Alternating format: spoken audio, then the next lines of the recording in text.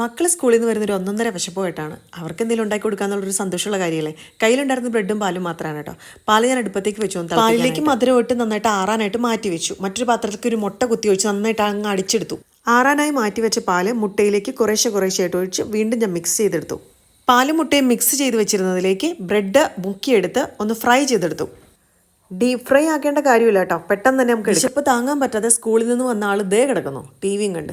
അവന് നേരെ കൊണ്ട് കൊടുത്തു. എന്തുണ്ടാക്കി കൊടുത്താലും മുഖത്ത് വലിയ എക്സ്പ്രഷൻ ഒന്നും കാണൂല. അതാ ഇതുപോലെ പാർക്കുട്ടി വരാൻ സമയം എടുക്കുന്നതുകൊണ്ട് 2 ഉണ്ടാക്കി ഞാനും ചൂടോടുകൂടി കഴിച്ചു കേട്ടോ. അപ്പോഴേക്കും പാർക്കുട്ടി എത്തി. പാർക്കുട്ടി ഫ്രഷ് ആവാനായിട്ട് പോയ സമയം കൊണ്ട് അവൾക്കുള്ളത് ഞാൻ ഉണ്ടാക്കുമായിരുന്നു. കാരണം ചൂടോടുകൂടി കഴിക്കുമ്പോഴാണ് അതിൻ്റെ ഒരു ടേസ്റ്റ് ഉള്ളൂ, നല്ല സ്മൂത്ത്നെസ്സും അപ്പോഴാണ് കിട്ടുക. അപ്പോൾ അവൾക്കുള്ളത് ഞാൻ ഫ്രഷ് ആയിട്ട് വേറെ ഉണ്ടാക്കി കേട്ടോ.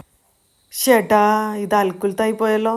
ഇനി അവള് കഴിക്കുമോ എന്തോ, ഏത് പരുവത്തിലായി നോക്കൂ. പാർക്കുട്ടിക്ക് ഒരു കുഴപ്പമുണ്ട്, എന്തുണ്ടാക്കി കൊടുത്താലും പൊട്ടാതെ കിട്ടണം. അത് പപ്പടം ആയാലും ശരി, എന്തായാലും ശരി. ഇത്തവണ കുഴപ്പമൊന്നും ഉണ്ടായില്ല കേട്ടോ. എക്സ്പ്രഷൻ നോക്കൂ. രണ്ടുപേരോട് ചായപൊടിയും കാര്യങ്ങളെല്ലാം കഴിഞ്ഞത് ട്യൂഷൻ ക്ലാസ്സിലേക്ക് ഓടിയിട്ടുണ്ട്.